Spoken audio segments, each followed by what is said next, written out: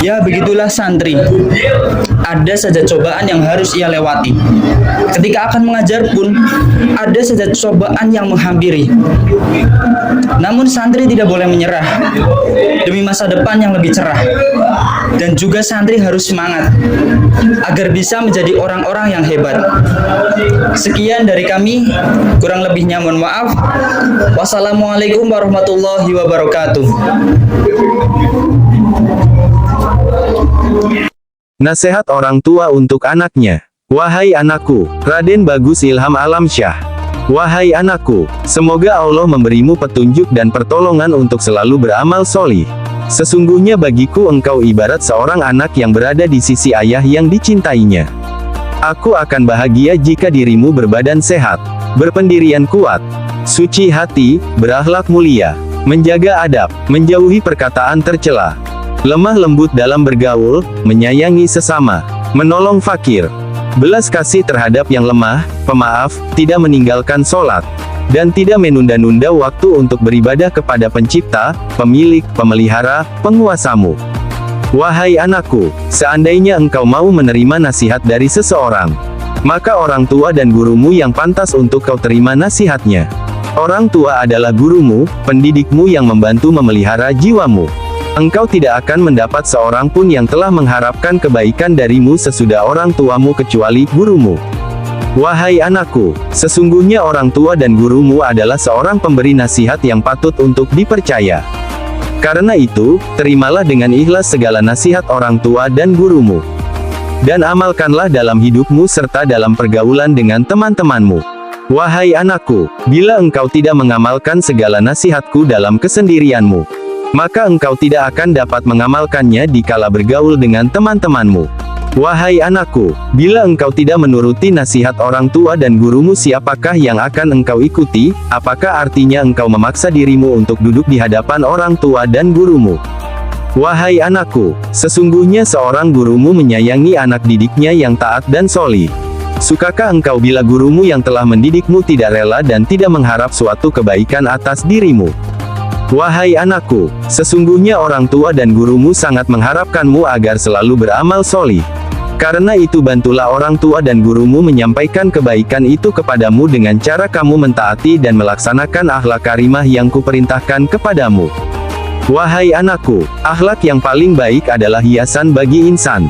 Baik bagi dirinya dalam bergaul dengan teman, keluarga dan sanak saudaranya. Karena itu, jadilah engkau seorang yang memiliki akhlakul karimah, tentu setiap orang akan memuliakan dan menyayangimu. Wahai anakku, bila engkau tidak menghiasi ilmu dengan akhlak yang mulia, maka ilmu itu akan lebih membahayakanmu daripada kebodohanmu. Karena orang yang bodoh dimaafkan karena kebodohannya dan tiada maaf bagi seorang yang alim pandai di hadapan manusia bila tidak menghiasi diri dengan akhlak yang baik.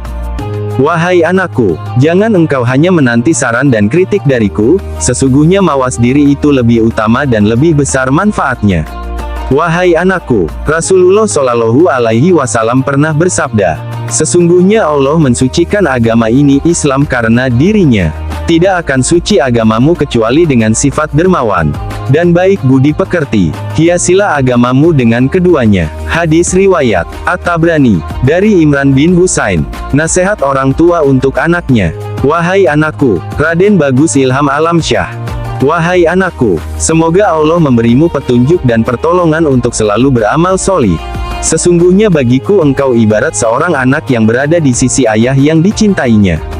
Aku akan bahagia jika dirimu berbadan sehat, berpendirian kuat, suci hati, berakhlak mulia, menjaga adab, menjauhi perkataan tercela, lemah lembut dalam bergaul, menyayangi sesama, menolong fakir, belas kasih terhadap yang lemah, pemaaf, tidak meninggalkan sholat, dan tidak menunda-nunda waktu untuk beribadah kepada pencipta, pemilik, pemelihara, penguasamu. Wahai anakku, seandainya engkau mau menerima nasihat dari seseorang, maka orang tua dan gurumu yang pantas untuk kau terima nasihatnya. Orang tua adalah gurumu, pendidikmu yang membantu memelihara jiwamu. Engkau tidak akan mendapat seorang pun yang telah mengharapkan kebaikan darimu sesudah orang tuamu kecuali gurumu. Wahai anakku, sesungguhnya orang tua dan gurumu adalah seorang pemberi nasihat yang patut untuk dipercaya. Karena itu, terimalah dengan ikhlas segala nasihat orang tua dan gurumu. Dan amalkanlah dalam hidupmu serta dalam pergaulan dengan teman-temanmu. Wahai anakku, bila engkau tidak mengamalkan segala nasihatku dalam kesendirianmu, maka engkau tidak akan dapat mengamalkannya dikala bergaul dengan teman-temanmu. Wahai anakku, bila engkau tidak menuruti nasihat orang tua dan gurumu, siapakah yang akan engkau ikuti? Apakah artinya engkau memaksa dirimu untuk duduk di hadapan orang tua dan gurumu? Wahai anakku, sesungguhnya seorang gurumu menyayangi anak didiknya yang taat dan solih. Sukakah engkau bila gurumu yang telah mendidikmu tidak rela dan tidak mengharap suatu kebaikan atas dirimu? Wahai anakku, sesungguhnya orang tua dan gurumu sangat mengharapkanmu agar selalu beramal solih. Karena itu bantulah orang tua dan gurumu menyampaikan kebaikan itu kepadamu dengan cara kamu mentaati dan melaksanakan akhlak karimah yang kuperintahkan kepadamu. Wahai anakku, akhlak yang paling baik adalah hiasan bagi insan. Baik bagi dirinya dalam bergaul dengan teman, keluarga dan sanak saudaranya. Karena itu, jadilah engkau seorang yang memiliki akhlakul karimah, tentu setiap orang akan memuliakan dan menyayangimu. Wahai anakku, bila engkau tidak menghiasi ilmu dengan akhlak yang mulia, maka ilmu itu akan lebih membahayakanmu daripada kebodohanmu. Karena orang yang bodoh dimaafkan karena kebodohannya dan tiada maaf bagi seorang yang alim pandai di hadapan manusia bila tidak menghiasi diri dengan akhlak yang baik.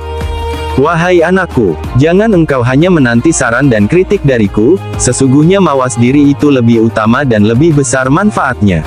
Wahai anakku, Rasulullah Shallallahu Alaihi Wasallam pernah bersabda, sesungguhnya Allah mensucikan agama ini Islam karena dirinya.